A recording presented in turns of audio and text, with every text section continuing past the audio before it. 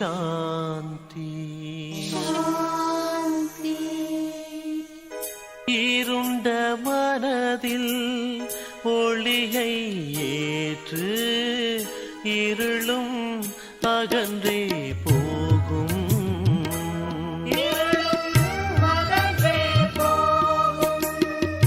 நீயோராத்மா சரீரம் அல்ல, பரமாத்மாவின் செல்வம். திவ்ய குணங்களை தாரணை செய்து யோகியாவாய் கண்ணே. ஓம் சாந்தி. அனைவருக்கும் இனிய காலை வணக்கம். காலை முரளி 27/4/2026 பாப்தாதா மதுபன். பாபா சொல்றாங்க, இனிமையான குழந்தைகளே, நீங்கள் மலர்களாகி அனைவருக்கும் சுகம் தர வேண்டும். மலர்களாகிய குழந்தைகளின் வாயிலிருந்து ரத்தினங்களே வெளிவர வேண்டும். கேள்வி: மலர்களாக ஆகக்கூடிய குழந்தைகளுக்கு பகவானுடைய எந்த அறிவுரையின் மூலம் அவர்கள் எப்போதும் மனம் வீசக்கூடியவர்களாக இருப்பார்கள்? பதில்: ஓ எனது மலர் போன்ற குழந்தைகளே, நீங்கள் தனக்குள் பாருங்கள். எனக்குள் எந்த அசுரத்தனமான தீய குணம் என்ற முள் இல்லை அல்லவா? ஒருவேளை உள்ளே ஏதாவது முள் இருந்தது என்றால் பிறருடைய அவகுணங்களின் மூலம் நமக்கு வெறுப்பு ஏற்படுவது போல தனது அவகுணத்தின் மீதும் வெறுப்பு ஏற்பட வேண்டும். அப்போதுதான் முள் வெளியேறும். தன்னைத்தான் கண்காணித்தபடி இருங்கள். மனம் சொல் செயலால் தண்டனையை அனுபவிக்க வேண்டிய அளவு எந்த பாவ கர்மமும் ஆவதில்லை தானே. பாருங்க, இன்னைக்கு கேள்வியே ரொம்ப அழகா இருக்குது. மலராக கூடிய குழந்தைங்க என்ன பண்ணுமா? தன்னை தானே பார்க்கணும். நமக்குள்ளார எந்த மோசமான முள் இல்லையா? ஏன்னா மற்றவங்களை பார்க்கறது ஈஸி. மற்றவங்கள்ட்ட தப்பு இருந்தா எப்படி ஒரு வெறுப்பு ஏற்படுதோ அதே போல நமக்குள்ளார ஏதாவது தீய குணம் இருக்குது தானே. எத்தனையோ தர கோவப்படுறோம், வெறுப்பாகிறோம். இந்த மாதிரி நமக்குள்ளார தீய குணம் வெளிப்படும் பொழுது நம்ம மேலேயும் நமக்கு கோபம் வரணும், வெறுப்பு வரணும். அப்பதான் நாம என்ன பண்ணுவோம்? அதன் மேல கவனம் வச்சு அந்த முள்ளை நாம வெளியேற்றுவோம். அதனால பாபா சொல்றாங்க, நாளைக்கு தண்டனையை அனுபவிக்கிற நிலைமை நமக்கு வரக்கூடாதுன்னா இப்ப நாம நம்ம மேல கவனம் செலுத்தணும். ஓம் சாந்தி. ஆன்மீக குழந்தைகளுக்கு ஆன்மீக தந்தை புரிய வைக்கிறார். இந்த சமயம் ராவண ராஜ்யமாக இருப்பதால் மனிதர்கள் அனைவரும் தேக அபிமானியாக இருக்கிறார்கள். ஆகையால் அவர்கள் காட்டு முள் எனப்படுகின்றனர். இதை யார் புரிய வைப்பது? எல்லைக்கு அப்பாற்பட்ட தந்தை. அவர் இப்போது முட்களை மலர்களாக ஆக்கி கொண்டிருக்கிறார். அவ்வப்போது மாயை மலராக ஆகி கொண்டிருக்கும் போதே முள்ளாக ஆக்கி விடுகிறது. இது முள் நிறைந்த காடு என்றே சொல்லப்படுகிறது. இதில் பலவிதமான மிருகங்கள் போன்ற மனிதர்கள் வசிக்கின்றனர். மனிதர்கள் தான், ஆனால் ஒருவருக்கொருவர் மிருகங்களைப் போல சண்டையிட்டு கொண்டபடி இருக்கின்றனர். அது மட்டும் இல்லாம வீட்டுக்கு வீடு சண்டை மிகுந்திருக்கிறது. விஷக்கடலில் தான் அனைவரும் இருக்கின்றனர். இந்த முழு உலகமும் மிக பெரிய விஷக்கடலாக உள்ளது. அதில் மனிதர்கள் அடி வாங்கியபடி உள்ளனர். இதுதான் தூய்மையற்ற பிரஷ்டாச்சாரி கீழான உலகம் எனப்படுகிறது. இப்போது நீங்கள் முள்ளிலிருந்து மலர்களாக ஆகி கொண்டிருக்கிறீர்கள். தந்தை தோட்டக்காரர் எனவும் அழைக்கப்படுகிறார். தந்தை வந்து புரிய வைக்கிறார். கீதையில் உள்ளது. ஞானத்தின் விஷயங்கள் கீதையிலும் இருக்கிறது. மற்றபடி மனிதர்களின் நடத்தை எப்படி இருக்கிறது பாருங்கள். பாகவதத்தில் கூட இது குறித்து வர்ணனை உள்ளது. என்னென்ன விஷயங்களை எழுதியிருக்காங்க. சத்தியகத்துலலாம் இப்படி சொல்ல மாட்டாங்க. ஏன்னா பாகவதத்துல இந்த மாதிரி காரியம் செஞ்சா இந்த மாதிரி உங்களுக்கு தண்டனை கிடைக்கும் அப்படின்னு ரொம்ப பயங்கரமான விஷயங்கள் எழுதியிருக்காங்க. சத்தியத்துல இதெல்லாம் நடக்காது. ஏன்னா அங்க தீய காரியங்கள், பாவ காரியங்கள் யாருமே செய்ய மாட்டாங்க. பாபா சொல்றாங்க, மலர்களாக ஆகி பின் முட்களாக ஆகிவிடுகின்றனர். இன்னைக்கு பாத்தீங்கன்னா மலர் ஆகுறாங்க, நாளைக்கு மாயையுடைய பிரபாவம் வந்தோன்னு முள்ளாயிடுறாங்க. இன்னைக்கு நல்லா இருக்காங்க, பிறகு மாயையுடைய புயல் வந்துருது, அமர்ந்தபடியே மாயை மோசமான நிலைமைக்கு தள்ளிடுது. நான் உங்களை உலகத்தின் எஜமானனா ஆக்குறேன் அப்படின்னு இப்ப பாபா சொல்லிக்கிட்டே இருக்காங்க. நீங்க உலகின் எஜமானரா இருந்தீங்க அப்படின்னு பாபா பாரதவாசிகளுக்கு புரிய வைக்கிறாங்க இல்லையா. பாரதவாசிகள் யாரு? நாமே இல்லையா. நாம தான் பாரதத்துல, அதாவது சொர்க்கத்துல வாழ்ந்தோம். இப்ப பாபா நமக்கு மீண்டும் அந்த விஷயத்த புரிய வச்சு ஞாபகப்படுத்துறாரு. நீங்கள் உலகின் எஜமானராக இருந்தீர்கள், நேற்றைய விஷயமாகும். லக்ஷ்மி நாராயணுடைய ராஜ்யம் இருந்தது, வைரம் வைடூரியங்களால் ஆன மாளிகைகள் இருந்தன, அது அல்லாவின் தோட்டம் என்றே சொல்கின்றனர். பாபா சொல்றாங்க, இப்ப இங்க இருக்கிறது வனம், பிறகு தோட்டமும் இங்கேயே இருக்கும். பாரதம் சொர்க்கமாக இருந்தது, அதில் மலர்களே நிறைந்திருந்தன இல்லையா. முதல்ல பாரதம் சத்தியுகமா இருந்துச்சு, மலர்களே நிறைஞ்சிருந்துச்சுன்னா என்ன அர்த்தம்? நாம தான் தேவி தேவதைகளாக, ஒருவர் பிறருக்கு சுகம் கொடுக்கக்கூடியவர்களாக, மனம் வீசக்கூடியவங்களா இருந்தோம். மற்றபடி பாபா சொல்றாங்க, மலராக ஆகியபடியே பிறகு கெட்ட தொடர்பில் வந்து விடுகின்றனர். இப்ப இருக்க விஷயத்த சொல்றார். இப்ப பாபா மீண்டும் மலர் தோட்டத்தை உருவாக்குறாரு. மலரா ஆகிட்டு இப்ப என்ன ஆயிடுறாங்களாம், கெட்ட தொடர்புல வந்து கெட்டு போயிடுறாங்க. போதும் பாபா, நாங்க திருமணம் செஞ்சுக்கிறோம் அப்படின்னு சொல்றாங்க. மாயாவுடைய கவர்ச்சியை பார்க்கிறாங்க இல்லையா. ஆனா இங்க மதுபனத்துல முற்றிலும் அமைதி நிறைஞ்சிருக்குது. இந்த முழு உலகமே காடாக இருக்குது. காட்டில் கண்டிப்பாக இந்த காட்டுக்கு தீ பற்ற போகிறது. ஆக காட்டில் வசிப்பவர்களும் அழிந்து போவார்கள் இல்லையா. 5000 வருடங்களுக்கு முன் பற்றியதை போன்று அதே தீ பற்றும். அதன் பெயரை மகாபாரத சண்டை என வைத்துள்ளனர். அணுகுண்டுகளின் போர் முதலில் யாதவர்களுடையதாகத்தான் இருக்கும். பாபா சொல்றாங்க, அந்த பாடலும் இருக்கிறது. அறிவியலின் மூலம் ஆயுதங்களை உருவாக்கி இருக்கின்றனர். சாஸ்திரங்களில் பல கதைகள் உள்ளன. தந்தை குழந்தைகளுக்கு புரிய வைக்கிறாங்க.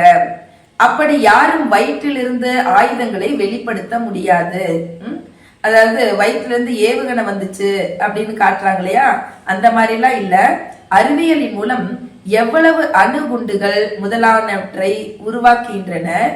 2 குண்டுகள் போட்டாலும் எவ்வளவு நகரங்கள் அழிந்துவிடும், எவ்வளவு மனிதர்கள் இறக்கின்றார்கள், லட்சக்கணக்கானவர்கள் இறந்திருப்பார்கள். பாபா சொல்றாங்க, நடக்கிற போரை வச்சு சொல்றாரு, 2 குண்டுல எத்தனை பேர் செத்துருக்காங்க. இப்போ இந்த இவ்வளோ பெரிய காட்டுல கோடிக்கணக்கான மனிதர்கள் இருக்கின்றனர், இதில் தீ பற்ற போகிறது.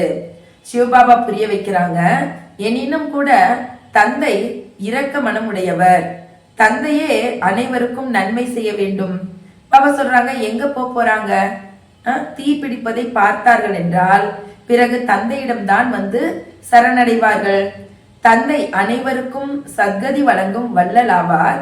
தந்தை பிறப்பு இறப்புக்கு அப்பாற்பட்டவர், அவரை பிறகு எங்கும் நிறைந்தவர் என்று சொல்லிவிடுகின்றனர். பாபா சொல்றாங்க, இப்ப நீங்க சங்கம யுகத்தவர்கள், உங்கள் புத்தியில் முழுமையான ஞானம் உள்ளது. நண்பர்கள் உறவினர்களுடன் உறவையும் பராமரிக்கணும். அவர்களுக்குள் அசுர குணங்கள் உள்ளன, உங்களுக்குள் இருப்பது தெய்வீக குணங்கள். பாபா சொல்றாங்க, உங்களுடைய வேலைய மற்றவர்களுக்கு கூட, அதாவது உங்க வேலையே மற்றவர்களுக்கும் கற்பிக்கணும். மந்திரத்தை கொடுத்து கொண்டே இருங்கள். ஞாபகம் இருக்கு இல்லையா, நம்ம என்ன மந்திரம் கொடுக்கணும்? மன்மனா பவ, மனசால அவரையே நினைச்சிட்டு இருக்கணுங்கிற மந்திரத்தை கொடுக்கணும். கண்காட்சிகளின் மூலம் நீங்கள் எவ்வளவு புரிய வைக்கிறீர்கள். பாரதவாசிகள் 84 பிறவிகள் முழுமையாக அடைந்திருக்கிறீர்கள். இப்போது மனிதனிலிருந்து தேவதைகளாக ஆக்குவதற்காக பாபா வந்திருக்கிறாங்க. அதாவது நரகவாசி மனிதர்களை சொர்க்கவாசிகளாக ஆக்குகின்றார். பாபா நரகவாசி மனுஷங்களை சொர்க்கவாசி ஆக்குறாருன்னா என்ன அர்த்தம்? இப்ப நாம தான் முள்ளானவங்க மலராயிட்டு இருக்கோம். இன்னும் நம்ம பாபாவுக்கு ரொம்ப வேலை கொடுக்க கூடாது.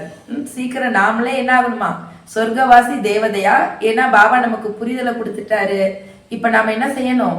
சுயம் தன்னைத்தான் சோதனையிட்டு நம்மளை நாமளே மாத்திக்கிட்டு மலரான தேவதைகளாக மாறணும். பாபா சொல்றாங்க, தேவதைகள் சொர்க்கத்தில் இருப்பார்கள். இப்போது தனக்கு அசுர குணங்களின் மீது உங்களுக்கே உங்க அசுர குணங்களின் மீது வெறுப்பு ஏற்படணும்.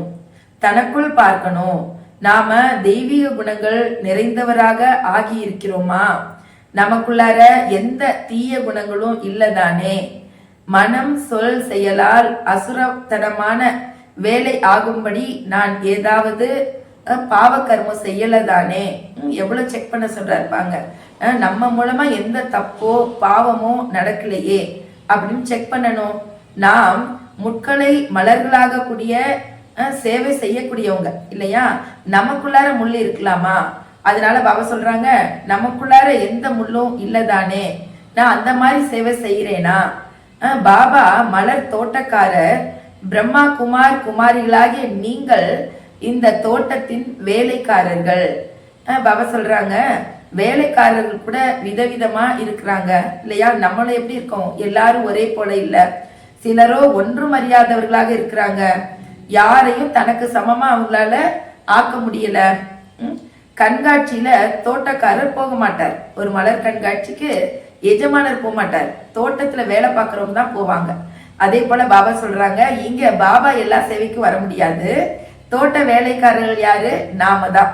இந்த தோட்ட வேலைக்காரர் இங்க மெயினா பாத்தீங்கன்னா சிவபாபா விட்டுட்டு எல்லாருமே தோட்ட வேலைக்காரர். ஆனாலும் இந்த பிரம்மா பாபா சிவபாபா கூட இருக்கிறதுனால அவராலையும் வெளியில செல்ல முடியாது. தோட்ட வேலைக்காரர்களாகிய நீங்கள் சேவை செய்வதற்காக செல்கிறீர்கள். நல்ல நல்ல வேலைக்காரர்களை தான் என சேவைக்கு அழைப்பாங்க. எதுவும் தெரியாதவர்களை அழைக்காதீர்கள் என பாபா கூட சொல்றாங்க. பாபா யார் பெயரையும் குறிப்பிடுறது இல்லை இல்லையா? ஏன்னா பாபாவுக்கு தெரியும் ஒவ்வொருத்தருக்கும் ஒவ்வொரு விதமான திறமை இருக்குது. ஆனா எதுவும் தெரியாம போய் நின்றுகிட்டு பாபா பார்த்துக்குவாருன்னு சொல்லி என்ன பண்ணக்கூடாது, தப்பு தப்பா சொல்லி சேவைய டிஸ்சர்வீஸா ஆக்கிடக்கூடாது. அதனாலே பாபா சொல்றாங்க, ஒன்றும் தெரியாதவங்கள அனுப்ப வேண்டாம், அவங்களுக்கு வேற சேவை கொடுங்க. ஏன்னா மூன்றாம் தர வேலைக்காரர்களும் இருக்காங்க இல்லையா?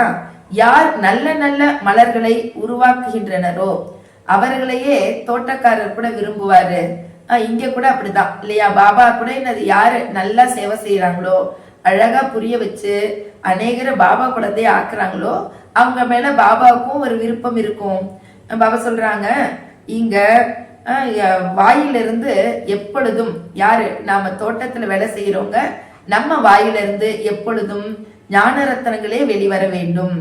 யாரேனும் ரத்தினங்களுக்கு பதிலாக கற்களை வெளிப்படுத்தினார்கள் என்றால் பாபா என்ன சொல்லுவாங்க, சிவனுக்கு எருக்க மலர்களையும் கூட சூடுறாங்க இல்லையா?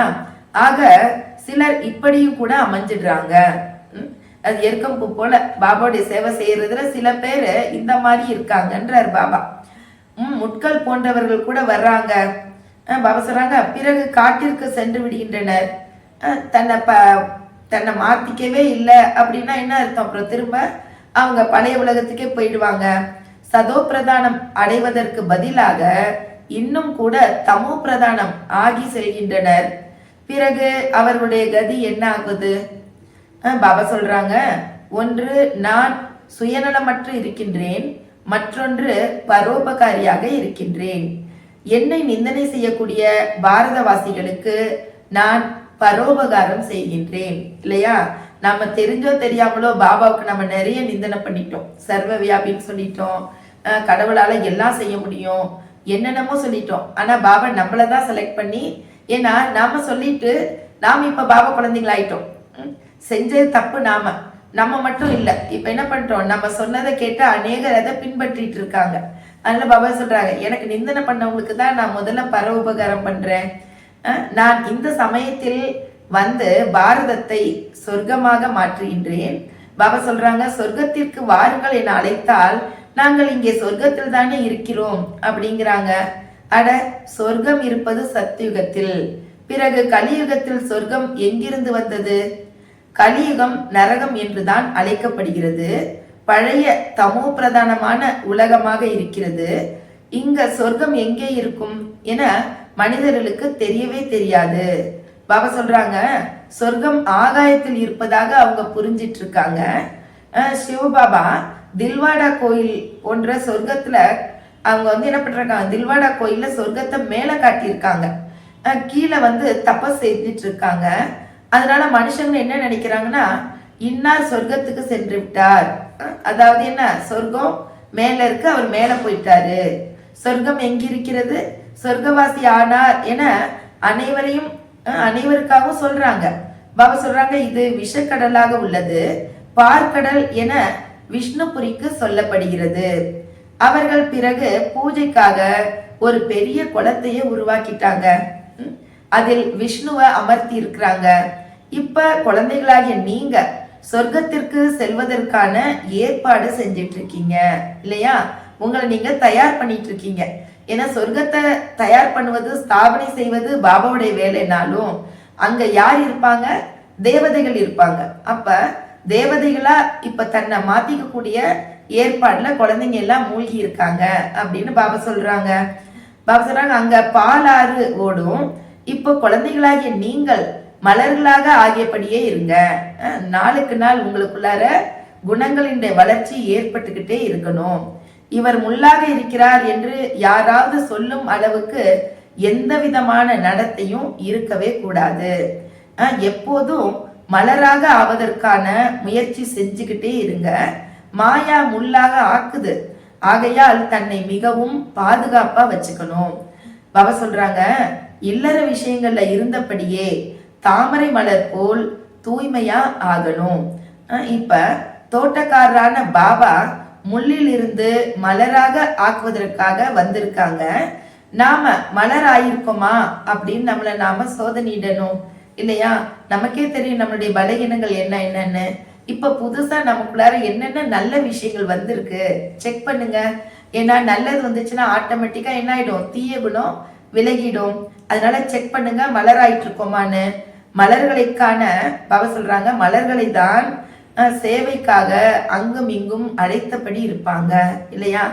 யாரு நல்லா அட்ஜஸ்ட் பண்ணிக்கிறாங்களோ, யாரு தெளிவா புரிய வைக்கிறாங்களோ, யார் கலைப்படையாம சேவை பண்றாங்களோ அப்படிப்பட்டவங்களை தானே சேவைக்கு கூப்பிடுவாங்க. பாபா ரோஜா மலரை அனுப்புங்கள் என்கிறார்கள்.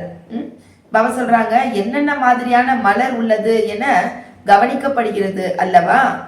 மற்றும் நான் வருவதே உங்களுக்கு ராஜயோகத்தை கற்பிப்பதற்காக அப்படின்னு பாபா சொல்றாங்க. இந்த கதை சத்திய நாராயணுடைய கதையாகும், சத்திய பிரஜைகளுடையது அல்ல. ராஜா ராணியாக ஆவார்கள் என்றால் பிரஜைகளும் ஆவார்கள் என்பது புரிந்த விஷயமாகும். ஆனாலும் பாபா என்ன பண்றது இல்ல, நான் பிரஜைகளை உருவாக்க வந்திருக்கிறேன்னு ஒரு நாளும் சொன்னதில்லை. ராஜா ராணி இருக்காங்கன்னா பிரஜைகள் இருப்பாங்க. ஆனா குழந்தைகளாகி உங்களுடைய நோக்கம் என்னவாக இருக்கணும்னா, நான் ராஜா ராணி ஆகணும். பாபா சொல்றாங்க, ராஜா ராணி மற்றும் பிரஜைகள் எப்படி வரிசை கிரமமாக ஆகுறாங்க அப்படிங்கிறத இப்ப நீங்க புரிஞ்சுக்கிறீங்க. எப்படி வரிசை கிரமமா இருக்கிறாங்க. தம்மிடம் சில பேர் பார்த்தா சொல்றாங்க, தம்மிடம் 2 ரூபாயோ 5 ரூபாயோ கூட சேமிப்பு இல்லாத ஏழைகள் என்னதான் கொடுப்பாங்க. 1000 ரூபாய் கொடுப்பவர்களுக்கு கிடைக்கும் அளவு அவர்களுக்கும் கிடைக்கிறது. நிறைய காசு இருக்கவங்க 1000 ரூபாய் 500 ரூபாய் கொடுத்தாங்கன்னா ஒன்னும் இல்லாத ஏழைங்க, அவங்க டெய்லி கிளாஸ்க்கு வரதே பாபா சொல்றாங்க 2 பேர் ஈக்குவல் தான் இல்லையா. நேரத்தை ஒதுக்கி செலவு பண்ணி கிளாஸ்க்கு வராங்கன்னா அவங்களுக்கு இவங்களுக்கும் ஒரே அளவே கிடைக்கும்னு சொல்றாரு பாபா. அதாவது பதவி மற்றும் பாபாவுடைய ஆஸ்தி. பாரதம் அனைத்தையும் விட ஏழையாக இருக்கிறது. பாரதவாசிகளாகிய நாம் சொர்க்கவாசிகளாக இருந்தோம் என யாருக்கும் நினைவில்லை. பாபா சொல்றாங்க, தவளைகள் கொரு என சப்தம் இடுவது போல தேவதைகளின் மகிமையை பாடுறாங்க. சும்மா பாடுறாங்க. ஆனா என்ன சொல்றாரு பாபா, அவங்களுக்கு எந்த புரிதலும் இல்லை. இன்னும் தேவதைகள் என்னவோ மேல இருக்காங்க, சம்பந்தமே இல்லை, என்ன அவங்கள போல ஆகலாம் முடியாது. ஆனா அவங்களுடைய மகிமை மட்டும் சும்மா பாடுறாங்க. பாபா சொல்றாங்க, அவங்க எதையுமே புரிஞ்சுக்கொள்ள முடியல அவங்களுக்கு. வானம்பாடி பறவை எவ்வளவு இனிமையாக குரல் கொடுக்குது, ஆனா அதுல அர்த்தம் எதுவும் இருக்காது. இன்றைய நாட்களில் கீதையை சொல்பவர்கள் எவ்வளவு பேர் இருக்காங்க. தாய்மார்கள் கூட வெளிப்பட்டிருக்காங்க. கீதை மூலம் எந்த தர்மம் ஸ்தாபனை ஆகிறது இதை பற்றி ஒரு சிறிதளவும் தெரியாது. கொஞ்சம் ஏதாவது யாரேனும் மந்திர தந்திரங்கள் செய்தால் போதும் இவர் பகவான் என புரிந்து கொள்வார்கள் இல்லையா. யாராச்சும் சாமியார் பார்த்தீங்கன்னா அவ்வளோதான், நம்மளை பார்த்தாலே குங்குமம் கொடுக்குறாரு, லிங்கம் கொடுக்குறாரு அப்படின்னா போதும், அவர் வந்து பகவான்னு புரிஞ்சுக்கிறாங்க. பதீத்த பாவனான்னு பாடுறாங்க. ஆக அவங்க புரிஞ்சுக்கணும் இல்லையா, நாம தான் தூய்மையற்றவங்களா இருக்கோம் அப்படின்னு. தந்தை சொல்றாங்க, விகாரத்துல செல்வது என்பது முதல் நம்பர் பத்தீதம். விகாரத்துல போறதுதான் நம்பர் 1 தூய்மையற்ற தன்மை. இந்த முழு உலகமுமே இப்ப பத்தீத்தமாக இருக்கிறது. ஓ பத்தீத்த பாவனா வாருங்கள் என அனைவரும் கூக்குரல் இடுறாங்க. இப்போது அவர் வர வேண்டுமா அல்லது கங்கா ஸ்நானம் செய்வதன் மூலம் தூய்மை அடைய வேண்டுமா? இல்லையா, பாபா வந்து மனுஷங்களை தூய்மையாக்குறதா இல்ல கங்கையே தூய்மையாக்குமா? மனிதரிலிருந்து தேவதை ஆக்குவதற்காக தந்தை எவ்வளவு உழைக்க வேண்டியிருக்குது. என்னை நினைவு செய்தீர்கள் என்றால் நீங்கள் முள்ளில் இருந்து மலராக ஆகிவிடுவீர்கள் என பாபா சொல்றாங்க. அது மட்டும் இல்லாம பாபா சொல்றாங்க, வாயிலிருந்து ஒரு பொழுதும் கற்களை வெளிப்படுத்தாதீர்கள், மலராக ஆகுங்கள். இதுவும் கூட படிப்பல்லவா இல்லையா? சில பேர் இன்னும் பாபா குழந்தைகளாக இருந்து என்ன பண்றாங்க, வெடுக்கு வெடுக்குன்னு பேசுறாங்க, சின்ன சின்ன தப்புக்கெல்லாம் முகத்தை காட்டுறாங்க. நம்ம கொஞ்சம் நம்மளை நாமளே பார்க்கணும், அந்த மாதிரி குணம் நம்ம கிட்ட இருக்குதா? ஒருத்தருடைய தப்பு நமக்கு பிடிக்க மாட்டேங்குது, எத்தனை தடவை சொல்றது அப்படின்னு சொல்லி நம்ம வேகப்படுறோம். ஒரு நிமிஷம் நம்மளை பார்க்கலாமே. பாபா நமக்கு எத்தனை தடவை சொல்லியிருக்காரு, சொல்லாத நாளே கிடையாது, ஆத்ம அபிமானி ஆகுங்கள், என்னையே நினைவு பண்ணுங்கன்னு பாபா எத்தனை தடவை சொல்லியிருப்பாங்க. ஆனா நம்ம முழுசா கடைபிடிச்சிட்டோமா? மற்றவங்களுக்கு மட்டும் 4வது தடவை சொல்லிட்டு அவங்க செய்யலைன்னா நமக்கு கோபம் வருது இல்லையா? அந்த மாதிரி நேரத்துல நாம நம்மளை பார்ப்போம், பாபா எனக்கு எவ்வளவு சொல்லியிருக்காரு, ஆனா எனக்கு அந்த அளவு மாற்றம் வந்துருச்சா? அப்ப நமக்கு மற்றவங்க மேல என்ன வராது, கோபமோ வெறுப்போ வராது. பாபா சொல்றாங்க, போக போக கிரகச்சாரம் பிடித்து கொண்டது என்றால் தோல்வி அடைஞ்சிடுறாங்க. நம்பகமானவரிலிருந்து நம்பகமற்றவராக ஆயிடுறாங்க. பிறகு நாம் பாபாவிடம் செல்லலாம் என சொல்றாங்க. அதாவது தப்பு பண்ணிட்டு விகாரத்துல போயிட்டு இல்ல வேற வேற தப்பு பண்ணிட்டு பரவாயில்ல பாபா கிட்ட போலான்னு சொல்றாங்க. பாபா சொல்றாங்க, இந்திர சபையில் அழுக்கானவர் வர முடியாது, இது இந்திர சபை அல்லவா? அதனால பாபா சொல்றாங்க, கூட்டிட்டு வர பிராமணி, அதாவது நிமித்தமான சகோதரிகள், அவங்களுக்கு மிக பெரிய பொறுப்பு இருக்குது. அவங்க அதாவது அழைச்சிட்டு வரவங்க விகாரத்துல போறாங்க அப்படின்னா பிராமணியினுடைய மீது கூட சுமை ஏற்படும். ஆகையால் கவனத்துடன் மற்றவர்களை அழைத்து வர வேண்டும். முன்னே செல்ல செல்ல நீங்கள் பார்க்க போகிறீர்கள், சாது சன்னியாசிகள் முதலான அனைவரும் வந்து வரிசையில் நின்று விடுவார்கள். இன்னைக்கு நாம வந்து மதுபன் போறது, பாபா சந்திப்பு, இதெல்லாம் நமக்கு ஈஸியா இருக்கு. இன்னும் போக போக பாத்தீங்கன்னா சாது சன்னியாசிங்க கூட வந்துருவாங்கன்னா என்ன அர்த்தம், மற்றவங்களும் வந்து நின்றுவாங்க. பாபா சொல்றாங்க, பீஷ்ம பித்தாமகர் முதலானவர்களின் பெயர்கள் உள்ளன அல்லவா? குழந்தைகளாகிய உங்களுக்கு விஷால புத்தி இருக்க வேண்டும். பாரதம் மலர் தோட்டமாக இருந்தது என நீங்கள் யாருக்கு வேண்டுமானாலும் சொல்ல முடியும். தேவி தேவதைகள் வசித்து கொண்டிருந்தன. இப்பொழுதோ எப்படி இருக்காங்க, தேவி தேவதைகள் போலவா? எல்லாரும் எப்படி இருக்காங்க, முள்ளாக ஆயிட்டாங்க. உங்களுக்குள் 5 விகாரங்கள் உள்ளன அல்லவா? ராவண ராஜ்யம் என்றாலே காடு. இப்ப தந்தை வந்து முட்களை மலர்களாக ஆக்கிட்டு இருக்காரு. பாபா சொல்றாங்க, சிந்திச்சு பார்க்கணும். இப்ப நாம ரோஜா மலரா ஆகலைன்னா பிறவி பிறவிக்கும் நாம எப்படி இருப்போமா, எருக்க மலராவே இருந்துடுவோம். அது மட்டும் இல்லாம இந்த பிறவி இல்ல, கல்பமும் நாம எருக்க மலராவே இருந்துருவோம். அனைவரும் தமக்கு நன்மை செய்து கொள்ள வேண்டும் இல்லையா? உங்களுக்கு நன்மையை நீங்க தான் செய்ய முடியும். பாபா பரமாத்மா நமக்கு வழிதான் காட்டுவார். ஆனா நன்மைங்கிறது நான் விரும்பலைன்னா எனக்கு செய்ய முடியாது. அவரவர்கள் அவரவருக்கு நன்மை செய்யணும். பாபா சொல்றாங்க, இப்ப உங்களுக்கு ஸ்ரீமத் கிடைக்குது. சிவபாபாவுக்கு சகாயம் செய்ய போவதில்லை, தனக்கு சகாயம் செஞ்சுக்கோங்க. நான் பாபாவுக்கு ஹெல்ப் பண்றேன்னாதீங்க, உங்களுக்கு நீங்களே உதவி செய்யுங்க. ஸ்ரீமத் படி நடக்கணும். தோட்டத்துக்கு யார் சென்றாலும் மனம் வீசும் மலர்களைத்தான் பார்ப்பார்கள் இல்லையா? எருக்க மலர்களை பார்க்க மாட்டாங்க. மலர் கண்காட்சி நடக்குது இல்லையா? இதுவும் கூட மலர் கண்காட்சி. பாபா சொல்றாங்க, பாபா சென்டருங்கிறது ஒரு மலர் கண்காட்சி. அங்க கூட பாபா சொல்றாங்க, யார் வந்து மனம் வீசக்கூடியவங்களோ, யார் இடத்தில் தெய்வீக குணங்கள் இருக்குதோ அவங்க மேலதான் வர்றவங்களுக்கு பார்வை போகும்.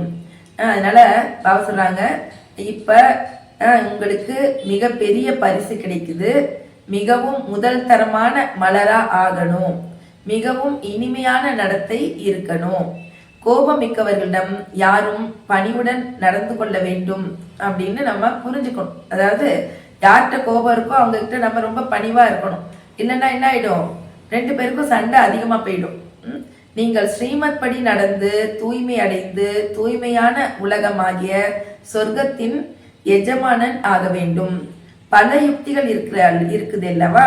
பாபா சொல்றாங்க, தாய்மார்களிடம் பெண்களுக்கே ஆன ஆழமான தந்திர குணங்கள் இருக்குது. சாதுரியத்தோட நீங்க தூய்மையா இருப்பதற்கு முயற்சி செய்யணும். சும்மா சும்மா வந்து பாபா என்ன பண்றது அப்படி கேட்க கூடாதுன்றார் பாபா. உங்களுக்கே நிறைய திறமைகள் இருக்கு, புத்தி இருக்குது. ஏன்னா நீங்கெல்லாம் யாரு, புத்திவான் தந்தையுடைய குழந்தைங்க.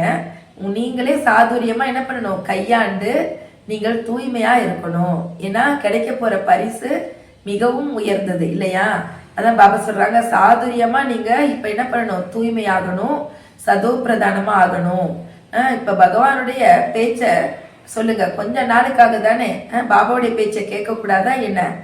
நீங்கள் எதையும் யுக்தியோட நீங்க பாபாவுடைய விஷயத்தை எடுத்துக்கிட்டு உங்களை நீங்க பாதுகாத்து கொள்ளணும்.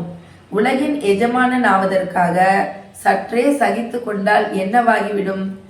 தனக்காக நீங்கள் செய்கிறீர்கள் அல்லவா. அவர்கள் ராஜ்யத்துக்காக சண்டை போடுறாங்க, நீங்க எல்லாமே உங்களுக்காக செய்றீங்க. அதனால பாபா சொல்றாங்க, இப்ப முயற்சி செய்யணும். தந்தையை மறந்து விடுவதால் தான் விழுகிறீர்கள். பாபா சொல்றாங்க, நினைவிருந்தால் வெற்றி, மறந்தால் வீழ்ச்சி. அப்புறம் பாபா மறந்துட்டா வெக்கம் வருது, எப்படி தேவதை ஆக போறோம் அப்படின்ற ஃபீலிங் வருது. அதனால பாபா சொல்றாங்க, இப்ப என்ன செய்யணும், முயற்சி பண்ணி சதா தந்தையுடைய நினைவுல இருந்து வெற்றி அடையணும். நல்லது. தாரணிக்கான முக்கிய சாரம் 1. மாயையின் கிரகச்சாரத்திலிருந்து பாதுகாத்து கொள்வதற்காக வாயிலிருந்து எப்பொழுதும் ஞான ரத்தினங்களே வெளிவர வேண்டும். கெட்ட தொடர்பிலிருந்து தன்னை பாதுகாத்து கொள்ள வேண்டும். 2வது பாயிண்ட், மனம் வீசும் மலராக ஆவதற்காக தீய குணங்களை நீக்கிவிட வேண்டும். ஸ்ரீமத் படி மிக மிக பணிவானவராக ஆக வேண்டும். மிக பெரிய எதிரியான காம விகாரத்திடம் ஒருபொழுதும் தோல்வி அடையக்கூடாது. வரதானம், சக்திகளை அதிசயம் என்பதற்கு பதிலாக செயல் என புரிந்து பிரயோகம் செய்து பூஜைக்கும் புகழுக்கும் உரியவர் ஆகுக. பாபா வரதானத்துக்கான விளக்க சொல்றாங்க, நினைவின் மூலமாக கிடைக்கின்ற சக்திகளை அதிசயம் என புரிந்து செயல்படாமல் செயல் என புரிந்து காரியத்தில் ஈடுபடுத்துங்கள். வெறுமன அதிசயம் மட்டும் புரிஞ்சுக்கிட்டு விட்டுடாதீங்க. இப்ப என்ன பண்ணணும், அதை புரிஞ்சு காரியத்துல பயன்படுத்தணும். அந்த மனிதர்களிடம் ரித்தி சித்தி எனும் அதிசயம் உள்ளது, ஆனால் உங்களிடம் ஸ்ரீமத் உள்ளது. ஸ்ரீமத் படி நடப்பதால் அவசியம் சக்திகள் வருகிறது. எனவே எண்ணத்திலேயே செயல் நிஜமாகின்றது.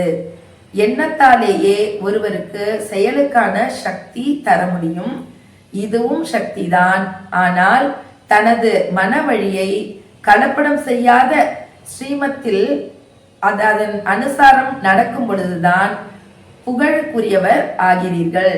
பாபா சொல்றாங்க, தனது மனவழியை கலப்படம் செய்யாமல் பரமாத்மாவின் ஸ்ரீமத் படி நாம் நடக்கும் பொழுதே புகழுக்குரியவர் ஆகின்றோம். ஸ்லோகன், எந்த ஒரு இன்னலிலும் மனம் உடைந்து போகாமல் பரந்த மனம் உள்ளவர் ஆகுக. எந்த ஒரு இன்னலிலும் மனமுடைந்து போகாமல் பரந்த மனமுடையவர் ஆகுங்க. பிரச்சனையை பார்த்து மனசுடைஞ்சிடக்கூடாது. ஒரே விஷயம், நடப்பதெல்லாம் நன்மைக்கே. நான் பரமாத்மாவுடைய குழந்தை, நடப்பது அனைத்தும் நன்மைக்கே. இந்த ஒரு விஷயத்தை நம்ம ஸ்ட்ராங் பண்ணிட்டோம்னா கண்டிப்பா நம்ம மனசு பரந்ததாயிடும். நல்லது. ஓம் சாந்தி.